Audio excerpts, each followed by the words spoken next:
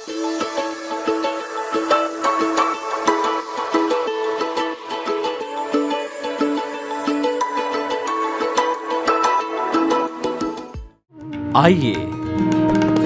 सुनिए, देखिए, समझिए सनातन सत्य। जैसी दृष्टि वैसी सृष्टि, दृष्टि विज्ञान। कुदरत, कुदरती रचना एवं कुदरत के कानून से शाश्वत सुख की प्राप्ति। जोधपुर के परम पूज्य महात्मा उपासक प्रोफेसर डॉक्टर सोहन राज तातेड़ के निर्देशन में सनातन सत्य। जैसी दृष्टि वैसी सृष्टि, दृष्टि विज्ञान।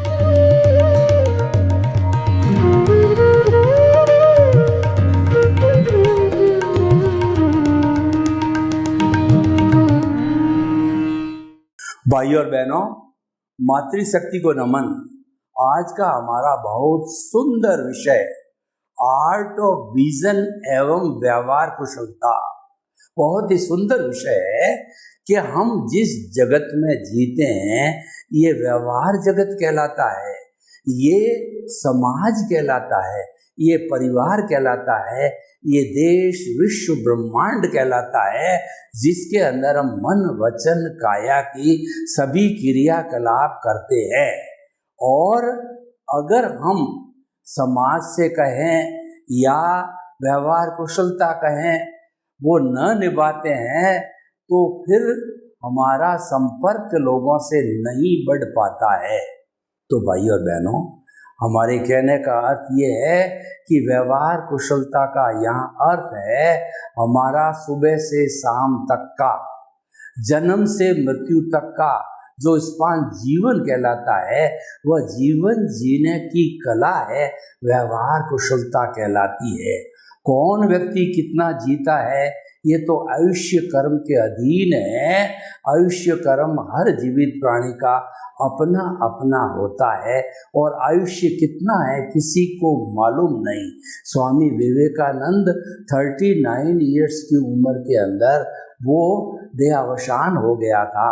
ऐसे बहुत से जो है हमारे जो ऋषि मुनि हुए हैं जो छोटी अवस्था के अंदर देहावसान हो गया, लेकिन वो लोग उतने समय में अच्छा जीवन जी के, अच्छा व्यक्तित्व बना करके, गुड पर्सनैलिटी बना करके दुनिया को वो दे गए कि आज उनकी जन्म शताब्दियाँ सैकड़ों सैकड़ों मनाई जा चुकी है और आगे भी मनाई जाएगी।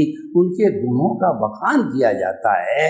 वो प्रमोद भावना से बखान करने से वो गुण हमारे भीतर आए, इसीलिए महापुरुष की जन्म जयंती मनाते हैं। उससे हमारा व्यक्तित्व विकास होता है। व्यवहार कुशलता का मूल अर्थ हमारे अध्यात्म विज्ञान की दृष्टि से वो ये है कि जगत के किसी भी प्राणी को किंचित मात्र भी दुख नहीं दिया जाए। क्यों नहीं दिया जाए?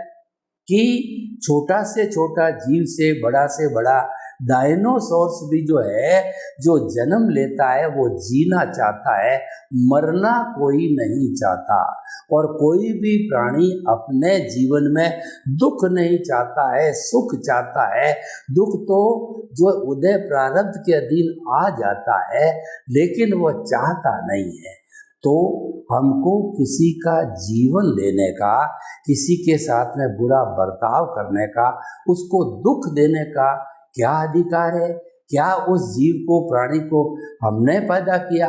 कि क्या उस जीव, उस प्राणी का जो पालन पोषण हम कर रहे हैं, भरण पोषण हम कर रहे हैं, वो तो कुदरत माँ कर रही है। 84 लाख जीवा योनि के असंख्य अनंत प्राणियों का भरण पोषण जो है, देख रेख है, वो हमारी कुदरत करती है, वो हमारी कुदरत माँ करती है। तो भाई और बहनों, व्यवहार कुशलता की हम बात करें तो हम जन्म लेते हैं तो सबसे पहले हमारा परिवार हमको मिलता है। माता पिता, भाई बहन, चाचा चाची, ताऊ और ताई इत्यादि मिलते हैं, तो हम उनके जीवन से बहुत से गुण लेते हैं, संस्कार लेते हैं, उससे हमारा व्यक्तित्व विकास होता है। 5 साल की उम्र से 15 साल की उम्र का जो बालक कहिए, जो है किशोर कहिए, उसका जो जीवन होता है वह संस्कार लेने का जीवन होता है। और उस समय जो है उसका अवचेतन मन बहुत सक्रिय होता है, क्योंकि दुनिया की माया अभी उस पर हावी नहीं होती है। राग द्वेष वो अभी इतना समझता नहीं है, ग्रहण नहीं करता है।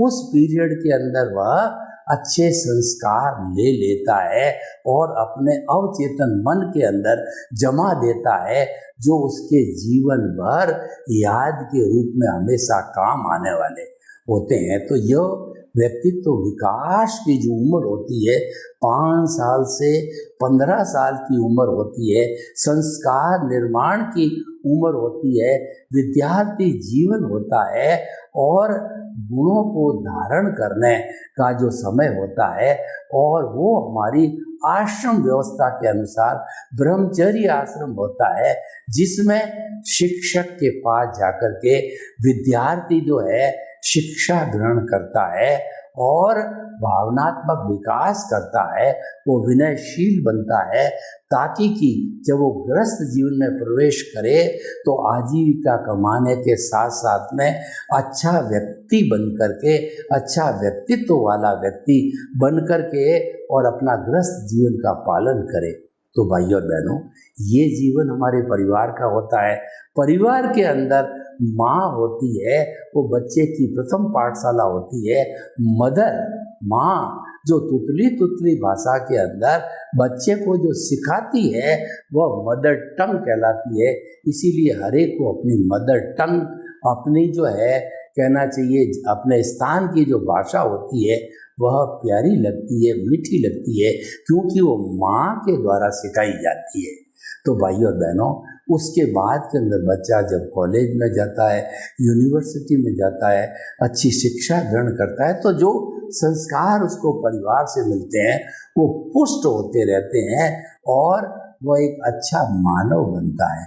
देखिए, व्यक्ति ग्रेजुएशन, पोस्ट ग्रेजुएशन, डॉक्टरेट यानी अपने ब्रह्मचर्य जीवन की पूरी शिक्षा पूरी करके और आधुनिक शिक्षा के हिसाब से कहें वो ग्रेजुएट, पोस्ट ग्रेजुएट बन जाता है 25 साल की अवस्था के पहले, तो वो एक संपूर्ण व्यक्तित्व वाला व्यक्ति होता है। उसके अंदर देखिए, व्यक्तित्व विकास के अंदर 2 बातें हैं, उसको हमारी सरकार भी मान रही है कि इंटेलेक्चुअल IQ और EQ। हमारा जो वर्तमान की जो शिक्षा प्रणाली है उसमें IQ तो बच्चे का बहुत हाई लेवल का हो जाता है। इंटेलेक्चुअल कोशेंट यानी कि आज विज्ञान ने इतनी तरक्की कर ली है कि एक सब्जेक्ट की जो है सैकड़ों शाखाएं हो गई है। पहले तो फिजिक्स, मैथमेटिक्स, बायोलॉजी, कॉमर्स और आर्ट्स इत्यादि लिमिटेड विषय हुआ करते थे। अब उस एक विषय की सैकड़ों शाखाएं विज्ञान के विकास के साथ हो गई है। उससे व्यक्ति का IQ, इंटेलेक्चुअल लेवल बहुत बढ़ जाता है और गूगल बाबा भी मिल जाता है, YouTube भी मिल जाते हैं और भी बहुत से मीडिया के माध्यम से वो IQ को बहुत हाई कर लेता है। यह आज की वर्तमान शिक्षा प्रणाली विद्वान बनाने की शिक्षा प्रणाली है। इसके अंदर हमारा कोई भी अलग से अभिमत नहीं है, लेकिन हम ये देखते हैं कि ऐसा विद्वान व्यक्ति ग्रेजुएशन, पोस्ट ग्रेजुएशन किया हुआ डॉक्टर, इंजीनियर, चार्टर्ड अकाउंटेंट, जज, वकील, पुलिस वाला और वो समस्त इतने पढ़े लिखे लोग वो क्यों घूस लेते हैं, वो क्यों करप्शन करते हैं, वो क्यों आत्महत्या करते हैं, वो क्यों रेप करते हैं और वो क्यों अपने माता पिता की सेवा नहीं करते, समाज की सेवा नहीं करते, क्यों वो अहंकारी बने रहते हैं और क्यों वो कोई भी छोटा घर का काम करना पसंद क्यों नहीं करते हैं? क्योंकि वो इंटेलेक्चुअल लेवल तक ही है, वो बुद्धि के लेवल पर जो व्यक्तित्व विकास की, व्यवहार कुशलता की जो मुख्य बिंदु मैं आपको बताना चाहता हूँ कि इंटेलेक्चुअल लेवल और इंट्यूशनल लेवल, इन दोनों लेवल को एक व्यवहार कुशल व्यक्ति को उसके पास दोनों लेवल होने चाहिए।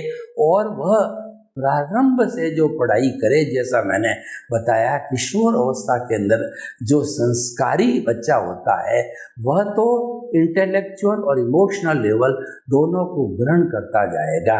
लेकिन परिवार के अंदर कोई बच्चा नहीं रहता है, माता पिता की शिक्षा नहीं मिलती है, प्रारंभ से ही वो हॉस्टल के अंदर भर्ती करा दिया जाता है, तो वहाँ पर अपने साथियों का, अपने शिक्षकों का, शिक्षा प्रणाली का जैसा जैसा उसको व्यवहार मिलता उसके अनुरूप वो ढल जाता है। तो मेरे कहने का अर्थ ये है, IQ और EQ व्यक्ति के पास में दोनों अच्छे होने चाहिए। IQ बुद्धि के लेवल पर काम करता है और बुद्धि के लेवल पर शब्द होते हैं, और शब्द जो है ये जो है भेद पैदा करते हैं, भ्रांति पैदा करते हैं, राग द्वेष पैदा करते हैं, प्रियता अप्रियता पैदा करते हैं, और हर एक के शब्दों के भाव अलग अलग होते हैं। तब कहा जाता है कि मुंडे मुंडे मतिर भिन्ना, जितने लोग होंगे उतने मस्तिष्क होंगे, उतने विचार होने होंगे। विचार होना कोई बुरी बात नहीं है, मतभेद होना बुरी बात नहीं है, लेकिन मनोभेद नहीं होना चाहिए। ये जो है वो हमारी इमोशनल क्वोशेंट की बात है, वह IQ के अंदर नहीं आती है। IQ में तो मतभेद होता है, तर्क होता है, लॉजिक होता है और राग द्वेष होता है, क्योंकि वो बुद्धि का लेवल है। बुद्धि हमें संसार में भटकाती है, वो हमें कहती है I like it, I don't like it, और he should remain with me, he should not remain with me, I am opposing him, I am favoring him। ये जो है वो दोनों चरम आंखों पर लगे हुए राग और देश के चश्मों से जीवन भर चलता रहता है, और वो सारा अज्ञान का पिटारा होता है। हमारी आत्मा के साथ में जो ये राग द्वेष है, यही अज्ञान है, आत्मा को भव भ्रमण कराता है, 84 लाख जीवा योनि के अंदर बार बार घुमाता रहता है अपने कर्मों का भुगतान करने के लिए। लेकिन इससे आगे का लेवल है वो EQ का लेवल है। EQ में शब्द समाप्त हो जाते हैं, वो हमारे प्रभु का जगत है, हमारी शुद्ध आत्मा का जगत है। शुद्ध आत्मा के लेवल के अंदर कोई बुराई होती नहीं है, क्योंकि वह तो अनंत ज्ञान, अनंत दर्शन, अनंत शक्ति, अनंत सुख का धाम है। वो तो संपूर्ण ज्ञानशील है, वहाँ पर सम्यक ज्ञान, सम्यक दर्शन है, तो वहाँ पर कोई तरह का गलत संस्कार होने की आवश्यकता होती ही नहीं है। इसीलिए विश्व के जितने जितने महापुरुष भगवान हुए हैं वो ज़्यादातर EQ के जगत में जीते हैं, बुद्धि के परे जाते हैं, इंट्यूशनल होते हैं। उस इंट्यूशनल लेवल में जो सत्य मिलता है, चाहे राम जाए, कृष्ण जाए, चाहे महावीर जाए, चाहे 24 तीर्थंकर जाए, चाहे पैगंबर जाए, चाहे क्राइस्ट जाए, चाहे कोई भी जाए, उनको वही सत्य मिलता है। इसी कारण से वही सत्य जो है हमारे धार्मिक ग्रंथों के अंदर जब पाया गया उपदेश के रूप में, तब सब में सिमिलरिटी पाई गई। व्यू पॉइंट धर्मों के अलग अलग हो सकते हैं, लेकिन सबका भावार्थ एक ही है कि परहित सरिस धर्म नहीं भाई, पर पीड़ा सम अदमाई, यानी कि दूसरे को दुख देने के समान कोई भी अधर्म नहीं है और दूसरे का हित करने के समान कोई धर्म नहीं है। इसलिए भाई और बहनों, ये व्यवहार कुशलता का सूत्र है। अब हमने एक भाग को पूरा किया, दूसरा भाग आर्ट ऑफ द विजन के अंदर किस तरीके से व्यवहार कुशलता की एप्लीकेशन होती है, भीतर से बाहर व्यक्ति कैसे व्यवहार कुशल बनता है। व्यवहार कुशल व्यक्ति वही बनेगा जो आर्ट ऑफ विजन, जो मैंने आपको IQ EQ की बात कही, वही आर्ट ऑफ द विजन है, वही भगवान का संसार है, और उस आर्ट ऑफ द विजन के केंद्र में हमारा शुद्ध आत्मा परमात्मा जो है शुद्ध भावों के साथ हमने प्राण प्रतिष्ठा करके विराजमान कर दिया, और उसके गुण सम्यक दर्शन सम्यक ज्ञान जो कि गुण गुणी से कभी अलग नहीं होता है, तो वो हमको जो है वरदान रूप में मिले। तो आर्ट ऑफ द विजन के अंदर उस वरदान को हम साकार करने के लिए उसकी एप्लीकेशन अगर हम व्यवहार जगत में करें, यानी व्यवहार जगत में सम्यक ज्ञान सम्यक दर्शन की एप्लीकेशन करें, जो व्यवहार जगत है वो भुगतान का जगत है, वो ऑटो मोड से चलता है, उसके अंदर किसी प्राणी को एक अतिरिक्त सांस लेने की भी स्वतंत्रता नहीं है, लेकिन वो चल रहा है जो हो रहा है। लेकिन उसके चलते चलते जो है सम्यक ज्ञान सम्यक दर्शन की हम एप्लीकेशन करते हैं, तो हम उसके साथ नहीं जुड़ेंगे। इसका मतलब हम भेद विज्ञान करेंगे कि हमारा जो ये परिणाम चल रहा है, हमारा जो ये रिजल्ट चल रहा है, हमारा जो ये भुगतान चल रहा है, ये अलग है और मैं अलग हूँ। मैं तो केंद्र में विराजमान शुद्ध आत्मा परमात्मा हूँ, और ये जो करने वाला है मन वचन काया है, तो हमारा एक कहना चाहिए लक्ष्य बन गया कि मन वचन काय से मुक्त, ऐसा मैं शुद्ध आत्मा हूँ। और जो लोग आर्ट ऑफ द विजन की एप्लीकेशन करते हैं, आर्ट ऑफ द विजन के भीतर रहते हैं, इंट्यूशनल जगत में रहते हैं, भगवान के जगत में रहते हैं, तो वहाँ पर जो है वो जो उसके साथ साथ के अंदर यह मानने लग जाता वो व्यक्ति कि मन वचन काया कुदरती रचना है। अब कुदरती रचना कैसे है वो थोड़ा आपको संक्षेप में समझाना चाहता हूँ कि ये पूरा ब्रह्मांड है वो कुदरत कहलाता है, जहाँ पर जीवन है, जीवन के बाहर भी ब्रह्मांड है, पर वह अलोक है, वहाँ पर केवल आकाश है, वहाँ जीवन नहीं है।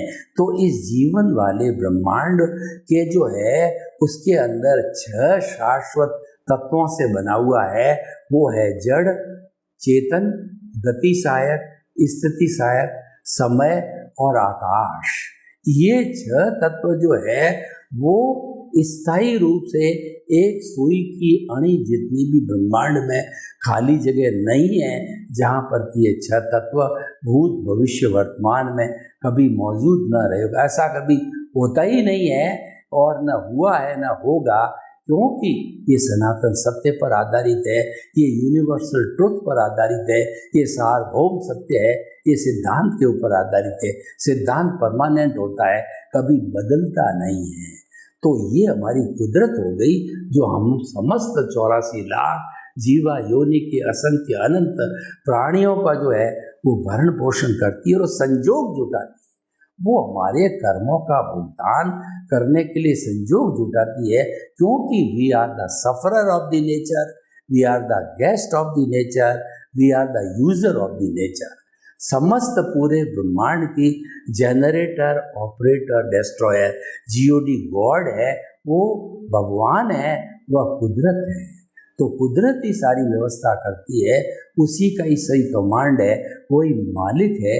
इसलिए कहा गया कुदरत को समर्पण, सच्चा समर्पण। अगर आपने इस कुदरत के कानून को कभी तोड़ दिया है तो आप कुदरत से क्षमा याचना करो कि हे कुदरत माँ, मैंने जो कर्मों के फोर्स के साथ में जुड़ कर के उससे प्रभावित होकर के, और मैंने जो है मेरा मन वचन काया कि हर मन वचन काया तथा उससे जुड़ी हुई हर अवस्था मात्र कुदरती रचना है, और कुदरत की रचना देखना मैं भूल गया, मुझे क्षमा करो, मुझे शुद्ध करो।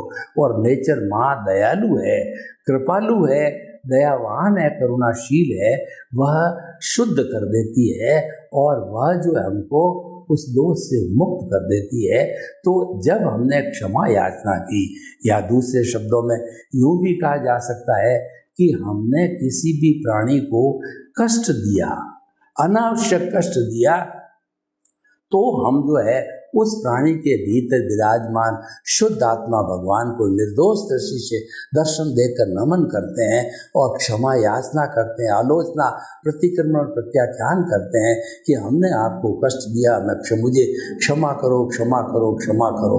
तो ये भी क्षमा प्राप्त की जा सकती है, क्योंकि जो है ये पिंडे थे ब्रह्मांडे, जो ब्रह्मांड में है वही पिंड में हमारा जो शरीर है ये ब्रह्मांड का प्रतिनिधि है। दोनों एक ही बात होती है, लेकिन वो क्षमा याचना अवश्य ही की जानी चाहिए। उसको हम कहते हैं, हमारा डिलीशन, शुद्धिकरण कहते हैं, करेक्शन कहा जाता है। तो करेक्शन जीवन भर क्षमा याचना से चलता रहना चाहिए, चाहे वो व्यवहार जगत की क्षमा याचना हो, चाहे कुदरती रचना देखने में भूल हुई हो, वो हमें क्षमा याचना अवश्य करनी चाहिए।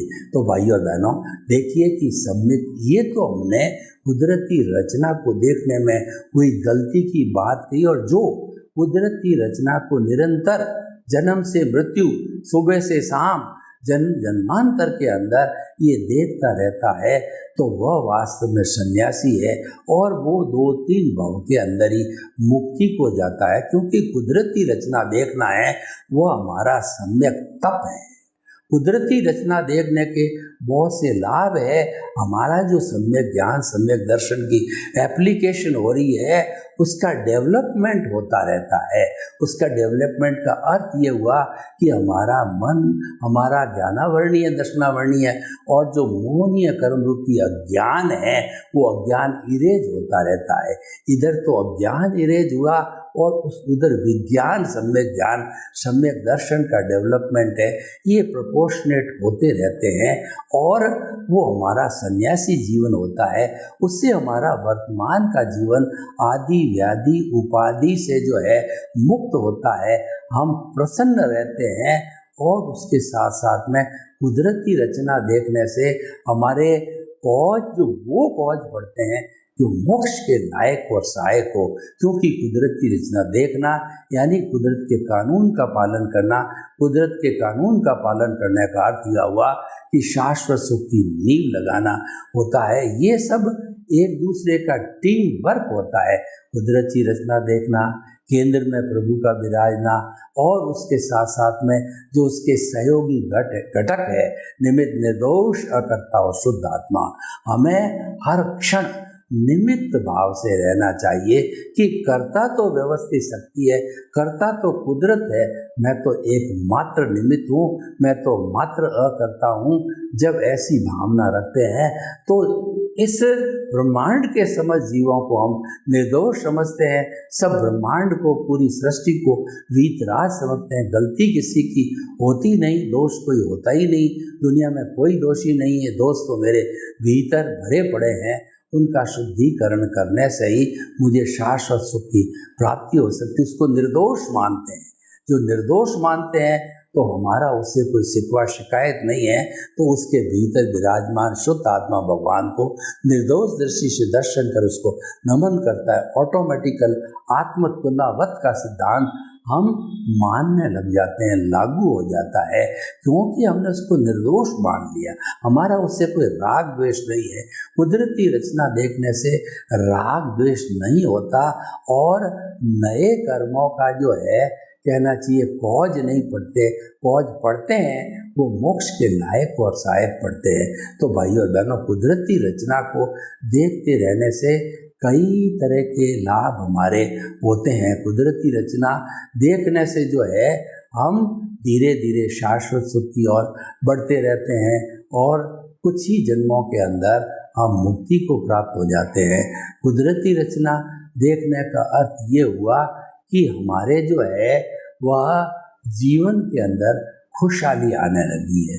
तो भाइयों और बहनों, ये आर्ट ऑफ द विजन है, उसका कार्य हो गया। तो आर्ट ऑफ द विजन में हम जाते हैं तो व्यवहार कुशलता के लक्षण हमको मिल जाते हैं। आर्ट ऑफ द विजन की जब सम्यक ज्ञान, सम्यक दर्शन की एप्लीकेशन व्यवहार जगत के अंदर करने लग जाते हैं तो हमारा अज्ञान है वह इरेज होने लग जाता है और हमारी दृष्टि बदल जाती है। आर्ट ऑफ द विजन का अर्थ होता है कि दृष्टि बदलो, सृष्टि नहीं बदलनी है।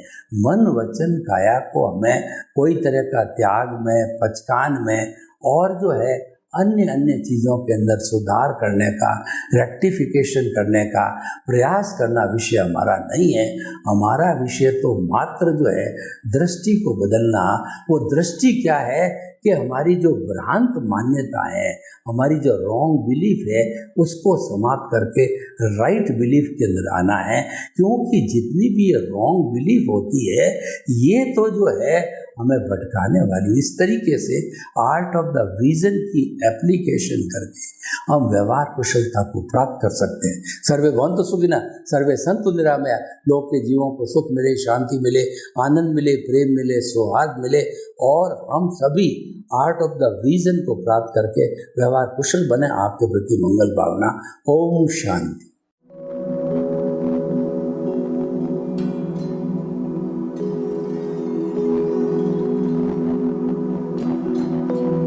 एक ऐसा अंतर्राष्ट्रीय ख्याति प्राप्त मानव जो गुरु प्रेरणा से पिछले 20 वर्षों से वानप्रस्थ जीवन जीते हुए 24 घंटे मानवता की सेवा में संलग्न है। एक ऐसा मानव जो अभी राष्ट्रीय, अंतर्राष्ट्रीय टीवी चैनलों पर 7,500 एपिसोड के माध्यम से सनातन सत्य, आत्मविज्ञान एवं पुनरुत्थान, व्यवहार एवं निश्चय जगत के जीवनोपयोगी विषयों पर हृदय स्पर्शी प्रवचन कर चुका है। उस मानव का नाम है महात्मा उपासक प्रोफेसर डॉक्टर सोहन राज तातेड़। प्रोफेसर तातेड़ द्वारा योग, दर्शन, शिक्षा विषयों पर रचित पीएचडी स्तर के 250 शोध ग्रंथ भारत के 100 प्रतिष्ठित विश्वविद्यालयों में शोधार्थी पढ़ रहे हैं तथा वे सभी शोध ग्रंथ वहां की सेंट्रल लाइब्रेरियों में उपलब्ध हैं। महात्मा सोहन राज ने अभी तक हजारों स्कूलों, कॉलेजों, विश्वविद्यालयों एवं संस्थाओं में सेमिनार, वर्कशॉप, कैंप लगाकर लाखों विद्यार्थियों को योग, दर्शन, शिक्षा का प्रशिक्षण देकर उन्हें सुसंस्कारित किया। डॉक्टर तातेड़ ने भारतीय संस्कृति उत्थान के 4000 से अधिक समसामयिक विषयों पर आर्टिकल लिखकर ऑनलाइन जर्नल, पत्रिकाओं, वेबसाइट्स पर प्रकाशित किया, जिसका उपयोग लाखों पाठक कर रहे हैं। उपासक तातेड़ के 5000 से अधिक आज का सुविचार, आज का शुभ संदेश, आज का मंगल भावना योग आदि चिंतन websites, Twitter, blogger, Facebook, YouTube माध्यमों से लाखों लोग अपना जीवन निर्माण कर रहे हैं। मानवता के मसीहा ऐसे महामानव महात्मा सोहन राज तातेड़ के प्रोफाइल को अभी तक विश्व के 20 लाख दर्शक यूट्यूब पर, 12 लाख गूगल पर एवं लाखों दर्शक फेसबुक, ब्लॉगर, ट्विटर और इंस्टाग्राम पर देख चुके हैं।